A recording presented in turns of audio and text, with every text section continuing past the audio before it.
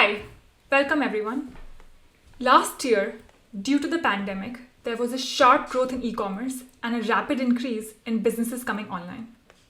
As a result of this, a large part of my team's roadmap at Stripe had to be shifted to prioritize features to support our immediate user needs.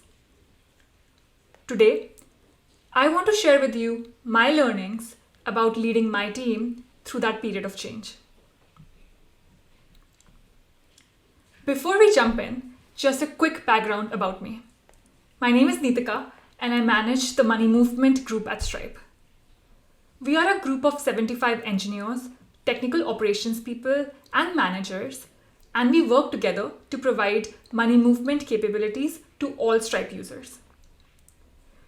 Moving money around the world reliably and timely is incredibly hard.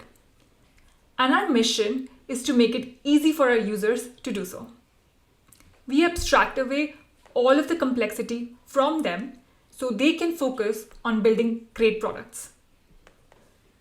Over the last 3 years, I've seen a lot of rapid growth at Stripe. And really, the only constant has been change. So the kind of changes we are talking about today are broadly characterized by ambiguity and uncertainty. We took the pandemic as an example of an unplanned large external event that most of us were unprepared for. But we're not just talking about black swan events. Other examples might include needing to pivot company or product strategy driven by market or business needs, or this one that many of us can relate to. Suddenly, you see heavy growth in usage of your product, leading to reliability or scalability issues, and now you have to prioritize infrastructure investments to support the growth. So before this change, you probably had a well-detailed plan, people were heads down in execution mode, and suddenly there is unclarity again as this change happens. This typically leads to anxiety and fear in the org. People are worried about how their existing work might be impacted, and everyone has incomplete information. Nobody really knows what this means yet. So what can you do as a leader if you're faced with a situation like this? I'm going to go over the 5 biggest lessons that I have learned about managing through change. The first lesson is that as a leader, you have to display ownership. It's important to internalize that the team is looking to you to lead them through this. You really are the best person to understand the impact to your team. When I was going through this with my team, my first instinct was to wait. I thought that someone was going to come and tell me how this impacts me. But really, as a senior leader, it was on me to help figure that out. So take ownership of your work and proactively game plan the required changes in tactics and strategy for your team. The second lesson is to create alignment with the team on the new plan. It's important to paint a very clear vision of the new direction. One thing I found very useful was to tie it back to the business. It was quite motivating for the team to clearly understand how the new plan helped our users. Another thing to call out is to communicate with authenticity and vulnerability. You don't have to have all the answers, and you likely won't. In times of uncertainty, you're better off clearly calling out all the unknowns. Being vulnerable about not having all the answers created an opportunity for people to help me shape the plan.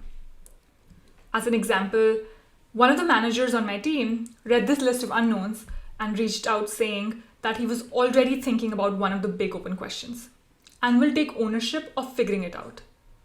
Great, problem solved. Another thing is that you will have to repeat the message in a variety of ways for it to resonate. In these times of ambiguity, I kept feeling like I had a clear picture in my head, but I was unable to get this across to the team. So I learned that repetition is key and being mindful of the audience's context helped me well. A tactic that has worked for me is to figure out the major stakeholders that you have to get on the same page. It could be the managers, TLs, or people external to the team that are important for the plan to succeed. So try to get them on the same page. Once they are on the same page, they can help disseminate the same message down to the other people. So you can scale yourself. The third lesson is that you need to rethink your standard operating procedures. Compared to normal operation, you want to be more diligent about ensuring that processes that you use have tighter feedback loops and unblock people faster. It's helpful to take the time and come up with a very specific operating model for the situation. Just an example of a template for such a model looks like calling out who is the DRI. Different companies use different things, different terms, but essentially the point person or the person responsible for the plan. Who are the decision makers? What are the Slack channels? What are the meetings? When are the meetings? Clearly listing all of this is very helpful. Various companies like Stripe and Google have this operating model that I talked about formalized in the form of a process called a code yellow. And code yellows are reserved to help with critical projects where you want to increase execution velocity and reduce execution risk. The fourth lesson that I learned was the value of being nimble and flexible. You will have to get good at setting a balance between having a clear overall direction and adapting the specifics of your plan as you know more. Normally you have the time to make a crucial decision and stress test it from all possible angles. But now, in times of change, you have to make decisions fast. And it's easy to get paralyzed. So you have to also get good at thinking through the risks associated with the decision. And the ones that are low risk and easily reversible, you can make those decisions faster. I found that there were instances when we just didn't have enough time to slowly experiment and gather high quality data to make decisions. So I found it helpful to keep the overall product principles in mind and ground decision making in them. Sometimes for us, this was something very simple, like reminding ourselves in a meeting to put users first. And lastly, the fifth and the most important thing is to have empathy and compassion for others and yourself. Because of the unusual, stressful circumstances, everyone is under high pressure already. You need to help create a culture where people come together and support each other. I am very thankful for other leaders and teammates that I worked with and the fact that they brought this great sense of humor to a stressful situation. Whether it was sharing something cool before starting a meeting, celebrating small wins, funny Slack chatter, all of this really helped us build an environment where people felt energized and felt that they were in it together. So to put it all together, the first lesson is to display ownership to create the new plan. Secondly, you want to create alignment with the team on the new strategy. Thirdly, you want to set a new mode of operation geared towards executing fast with lower risk.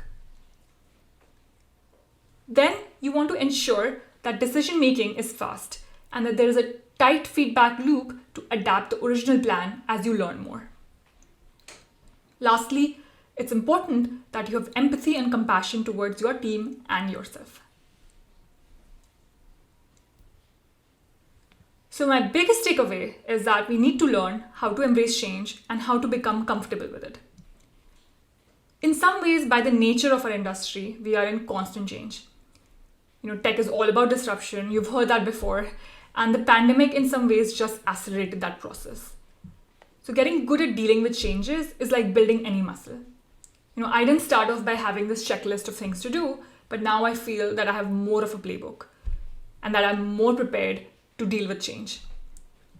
So the more you go through situations like this, the better you get at it. Great. Thanks everyone for your time today. And I hope that some of these lessons will help you in your manager journey.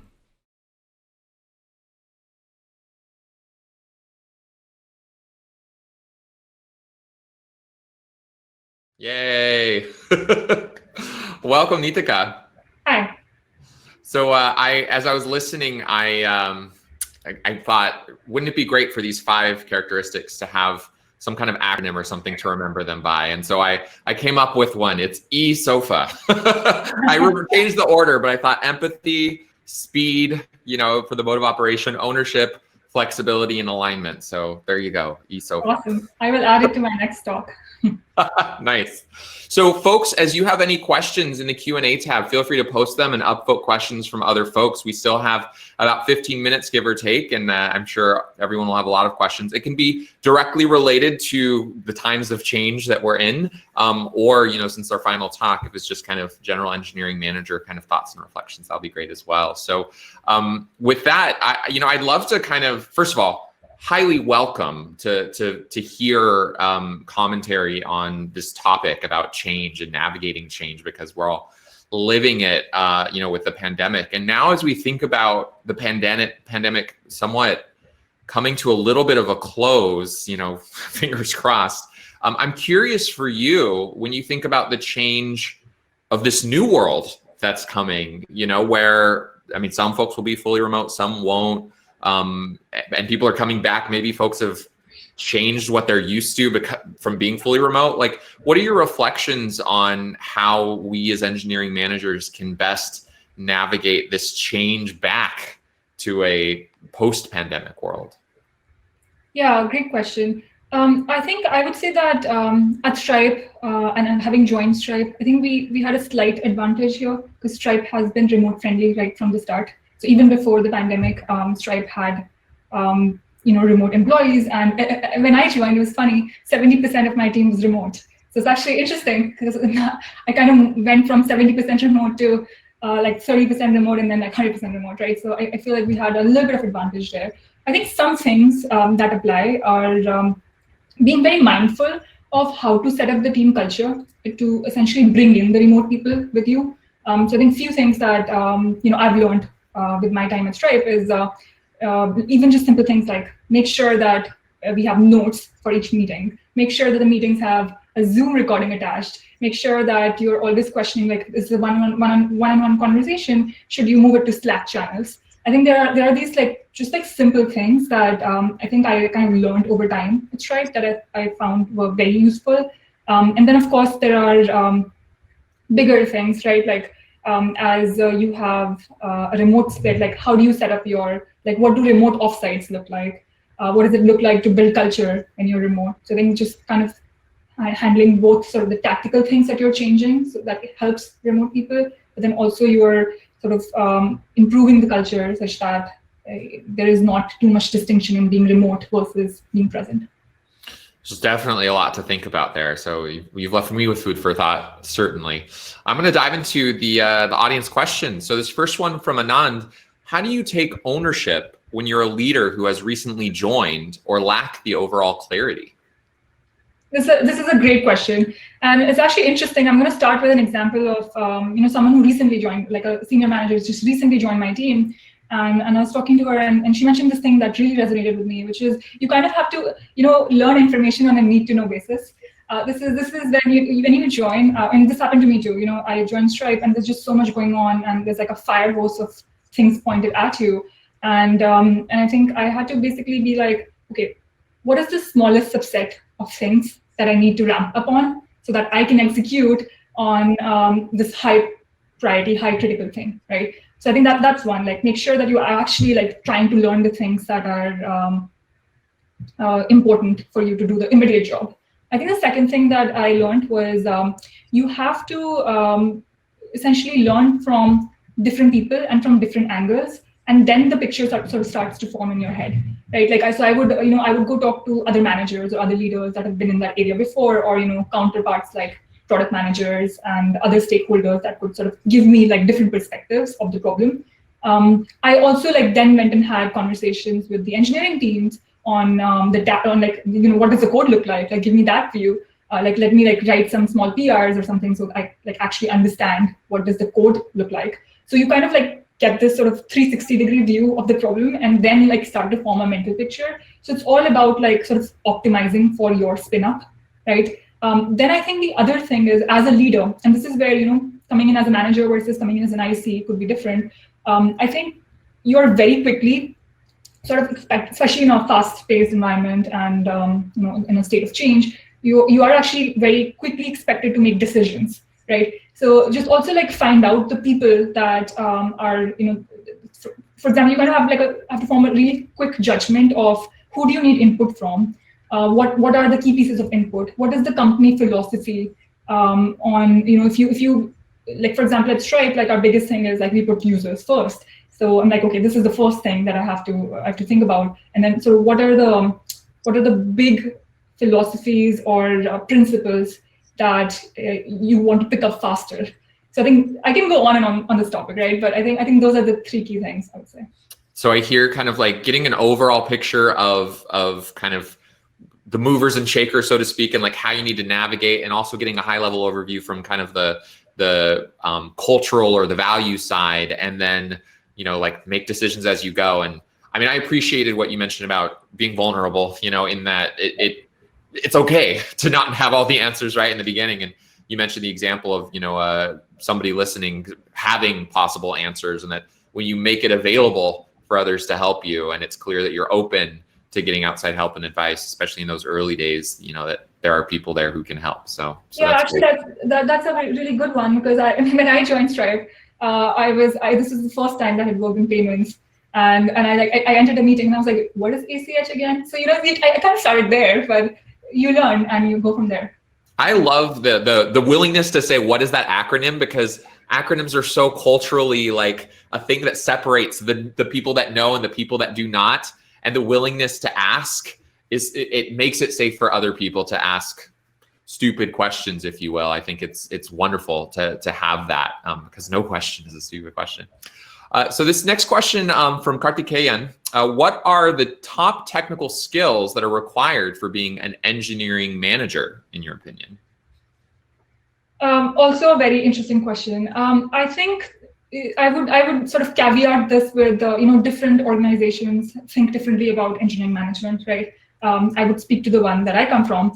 I believe that managers have to be very technical. Like at the end of the day, you're leading a technical, like the output of the team is technical, and you're responsible for the quality of that output.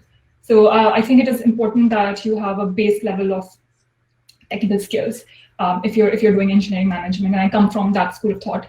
Now I think like, what are the top technical skills? I think like, of course, like depending on the size of your team, depending on the, you know, the shape of the problem that you're solving, it could range from, you should be able to write code. It could range from that, like you should be able to begin and like debug and, you know, be on call if you're running like a 2-3, like if it's like a small team, like maybe you're sort of more as a TLM and less so as like a full-time manager, to the point of like you should be able to write like coherent technical strategy documentation, and like you should be able to like take that technical strategy documentation and work with product managers, and, you know, or I guess like you work with product managers and then distill it down to a technical strategy documentation, right? So I think it's a full spectrum, and then depending on the size of the role and what the team needs, you're sort of fitting yourself in each of those categories. One thing that somebody said to me that actually really resonated with me was, it's funny how like for most of your day-to-day job, it sometimes feels like we're not really utilizing our technical skills, but then it's always on a time of a critical decision, or like a critical, you know, some sort of critical technical strategy decision that you have to make, that your technical skills become really important. So it's actually funny that you have to, as a manager, you have to ensure that your technical chops are staying up to date with what the team is doing. I think it's a good call out. Sometimes when we think about going into people management, you know, it's easy to get distanced from the technology, but it's a good reminder that sometimes you're the one that needs to make a decision that's very technical in nature, and having that experience is important. This next question from James is, how do you balance speed and quality when moving money? Still learning. It's such a good question. I think it's such a good question. By the way, like I think about it like all the day, all time. I think there are two things, right? One is it's a very hard problem to solve because speed and quality are also to some extent, especially the business that we are in, to some extent, it's driven by the partners that we work with, right? So like if for example, a certain speed is a certain partner in a certain region provides like a certain speed or quality, we're kind of dependent on our partners to provide us that so that we can provide that to our end users, right? So I think it comes down to a few things. It comes down to like what are the user requirements? What does the user need? Like